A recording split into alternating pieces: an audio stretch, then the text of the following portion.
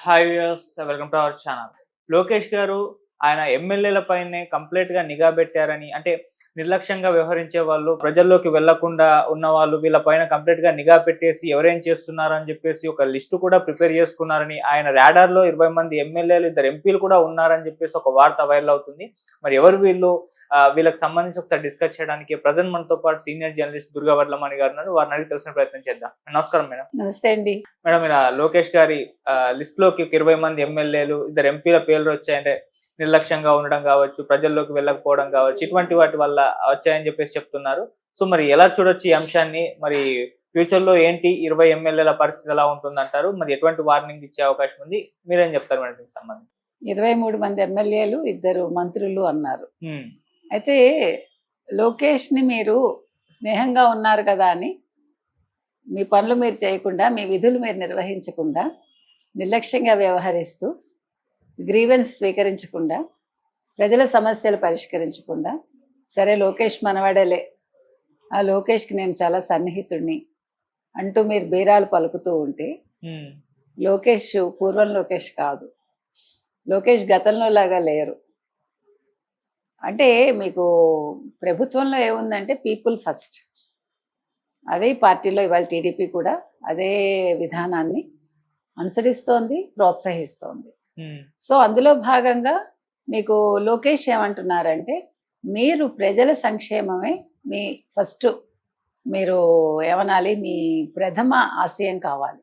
Okay. Grievance స్వీకరించాలి. మీకు మనం ఇంతకుముందు మాట్లాడుకున్నాం. ఒక 45 మందో 48 మంది ఎమ్మెల్యేలకి చంద్రబాబు నాయుడు గారు క్లాస్ తీశారు. హ్మ్. వాళ్ళ పనితీరు మీద వాళ్ళు, అంటే ప్రోగ్రెస్ రిపోర్ట్స్ ఒకప్పుడు ఆ రకంగా ప్రోగ్రెస్ రిపోర్ట్స్ తీసుకుని ప్రతి నెల ఒక కనీసం 8 to 10 రోజులు ప్రజల్లో మీరు ఉండాలి. ఎవరెవరు ఏ ఏ డేట్స్లో మంత్రులు ఎవరెవరు ఏం చేయాలి అనేది, అంటే అందరూ ఒకే విధానమే. 1వ తారీఖు ఏం చేయాలి, 5వ తారీఖు ఏం చేయాలి, 10వ తారీఖు ఏం చేయాలి, 15 ఏం చేయాలి, 20 ఏం చేయాలి, 25 ఏం చేయాలి, ఎంత 6 రోజులు అంతే హార్డ్లీ కదా. హ్మ్.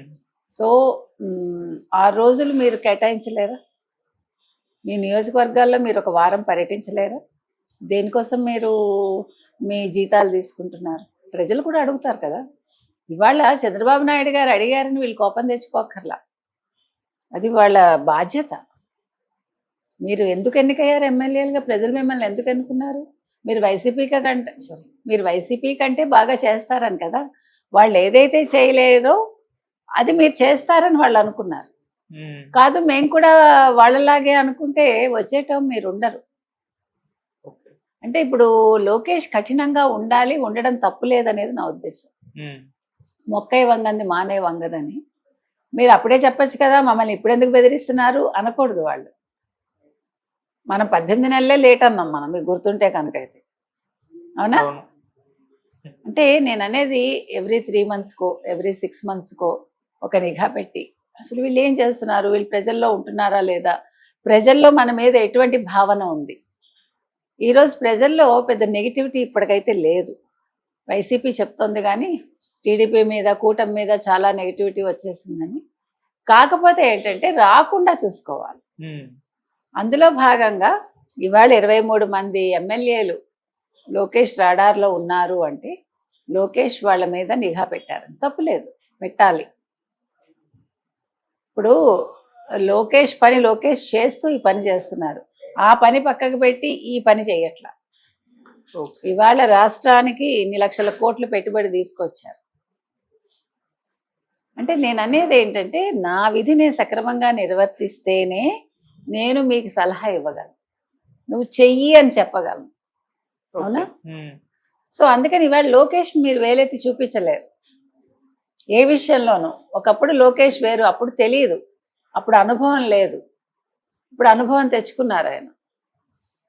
మాటలో కాదు, చేతలో కాదు, పనిలో కాదు, అన్నింట్లలో లోకేష్ తనేమిటో నిరూపించుకున్నారు ఆయన. కాబట్టి ఆ నిరూపణలో భాగంగా ఆయన కఠినంగా వ్యవహరిస్తున్నారు. ఎందుకంటే తండ్రి ఆయనతో కఠినంగా వ్యవహరించాలి. ఇక్కడ కొడుకు కాదు, అతనికి ఎమ్మెల్యే అంతే. ఎవరు? లోకేష్. పార్టీని ముందుకు నడిపించాలన్నా, ప్రభుత్వాన్ని ముందుకు నడిపించాలన్నా ఎప్పుడూ కూడా అధినేత ఎవరు ఉంటారో వాళ్ళు కొంచెం కఠినంగా ఉండాలి. ఇంట్లో తండ్రి కఠినంగా ఉంటారు కదా, పిల్లలతోటి.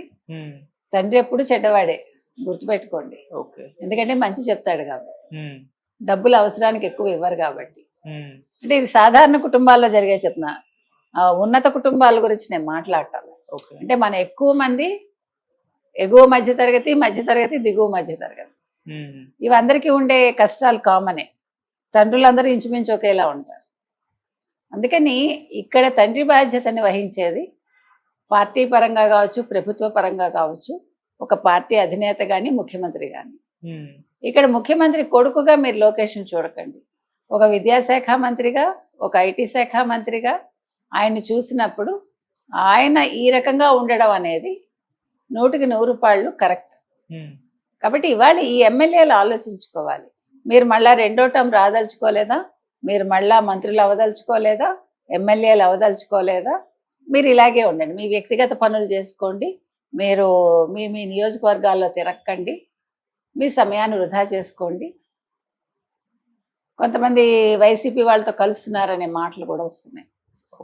అది ఇంకా డేంజర్ కదా. అందుకని ఇవాళ లోకేష్ చెప్పింది వింటే మీరు మళ్ళీ 2029లో ఎమ్మెల్యే అయ్యే అవకాశం ఉంటుంది. ఇప్పుడు కూడా మీరు ప్రజలు ఎన్నుకున్న ఒక ఎమ్మెల్యే అయినప్పుడు, మీరు ప్రజల్లో ఉన్నప్పుడే మీకు ఒక గౌరవం దక్కుతుంది. మా ఎమ్మెల్యే అనే భావన వాళ్ళకి రావాలి. ఓకే. మన ఎమ్మెల్యే ఉన్నాడు రా, చేసిస్తాడు ఆయన అంటే ప్రజలు అంత దగ్గరతనం ఫీల్ అవ్వాలి. నీకు ఎందుకు ఆయన ఏ సమయంలో వెళ్ళినా దొరుకుతాడు అని మీరు చెప్పగలగాలి. ఆయన అలాంటి వాడు కాదురా, వింటాడు, అది సరైనది అయితే చేస్తాడు ఆయన అనాలి. ఓకే కదా. అట్లా అనాలి అంటే మీరు అలాగ ప్రజల్లో మమ్మకం అవ్వాలి. అవ్వకపోతే తప్పు మీది. ప్రజలు ఎప్పుడూ కూడా మీరు వస్తానంటే వద్దనరు వాళ్ళు, మీరు రాకపోతేనే బాధపడతారు.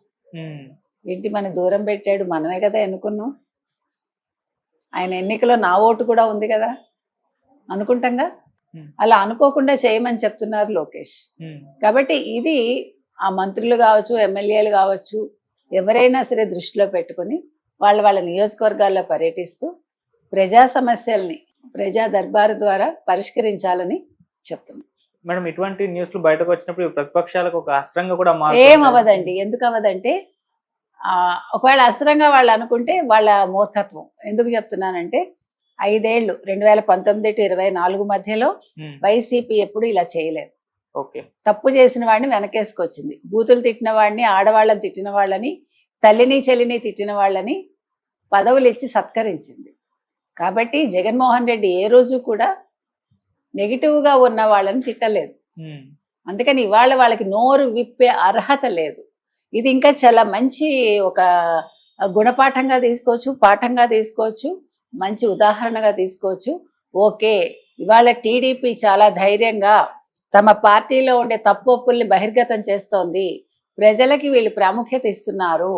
ఇక్కడ పార్టీ కంటే, ప్రభుత్వం కంటే ప్రజలు ముఖ్యం అనేది వీళ్ళు చెప్తున్నారు అనేది మీకు ఇక్కడ ఓపెన్ సీక్రెట్గా ఉంది. So they have to feel, ఎవరు ప్రజలు సంతోషించాలి, ప్రతిపక్షం కాని ప్రతిపక్షం సిగ్గుతో తలదించుకోవాలి. Okay, thank you so much. Thank you.